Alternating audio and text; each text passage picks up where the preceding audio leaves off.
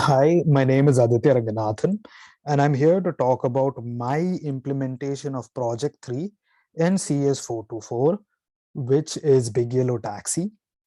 This project looks into the analysis and observation of the different number of taxi rides that have occurred in the year 2019 in the different community areas of Chicago. As you can see, this implementation is a bit out of scope, and the reason being this interface was designed for a widescreen format. As such, I'll be scrolling around and showing you the different components one by one.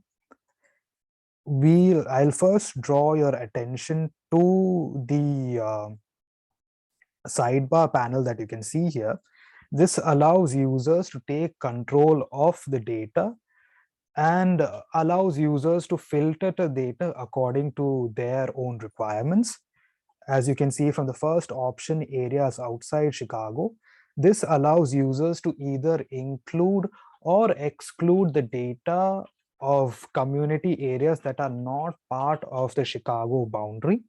Currently, this data has been included, but we do have the option of excluding it from the data. So if I click on exclude, this allows as you can see, the data has been reprocessed and the graph and the table values have changed accordingly.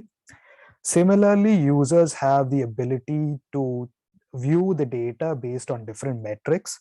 So users can see the distance in either miles or kilometers and vice versa. Users can choose to either view the time in either 12-hour or 24-hour format. And similarly, if you look at direction, the direction controls the path the taxi rides take. So if you click on to, it considers the taxis that are going to a particular community area. And if you click on from, it considers the taxi rides that are coming from a particular area. Taxi company allows users to filter the data by a particular taxi company. Community areas, as you can see, allows users to filter by a particular community. So let's say I click on West Lawn, and the data has been changed to view the data or to view the rides in the West Lawn region. Now moving on to the different bar plots that we have 7 different kinds of bar plots. The first being the daily rides. So the day of the year bar graph basically allows users to view the daily data for the year 2019. If you switch to hour of day, it allows users to view the data on an hourly basis. As you can see here that the most rides dip from between 12 a.m. to around 5 to 6 p.m.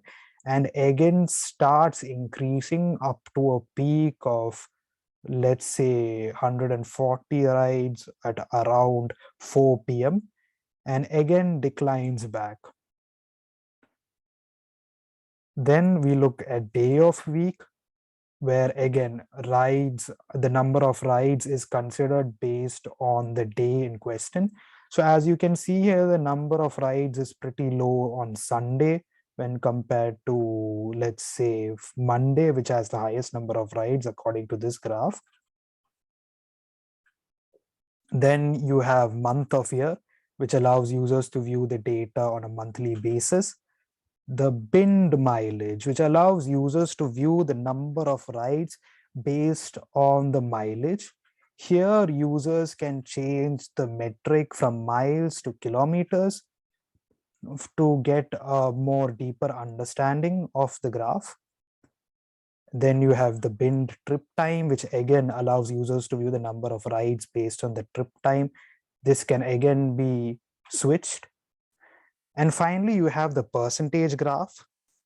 The percentage graph takes into consideration the percentage of rides going from one community to maybe another community. So in this situation here, you can see that the starting point is rides coming to West Lawn from other areas.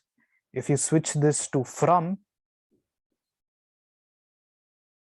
you can see that the percentage of rides that are going from West Lawn to other community areas. And this can further be drilled down by taking into consideration a taxi company.